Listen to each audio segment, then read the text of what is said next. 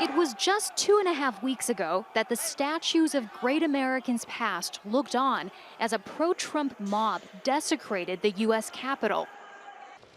Now they watch as House impeachment managers march past to the Senate, bearing papers that charge former President Trump with inciting an insurrection. Donald John Trump engaged in high crimes and misdemeanors by inciting violence against the government of the United States.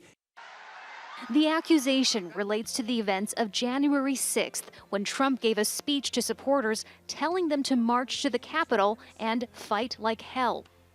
Because you'll never take back our country with weakness. You have to show strength.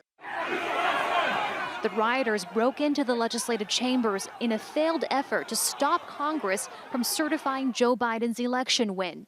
5 people died as a result. President Trump gravely endangered the security of the United States and its institutions of government. He threatened the integrity of the democratic system, interfered with the peaceful transition of power, and imperiled a co-equal branch of government. If these proceedings look familiar, it's because they're a repeat of events from a year ago when Trump was impeached the first time. He's now the only U.S. president who's been impeached twice, and the only one to be tried after leaving office. Some Republicans have argued that should make this impeachment illegal, but constitutional experts say otherwise. From constitutional structure and from our history, there is no reason to suppose that he cannot now be tried and convicted on the article of impeachment that was voted while he was still president. Trump was acquitted in his first impeachment when only one Senate Republican voted against him. Conviction this time around would require the votes of 17 Republican senators. Then, and only then, could a simple majority in the Senate vote to bar Trump from holding future public office.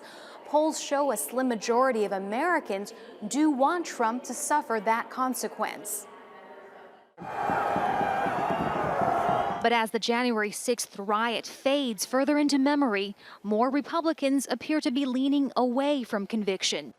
The legal teams now have 2 weeks to prepare before the trial begins in mid-February. Heidi, Zhou-Castro, Al Jazeera, Washington.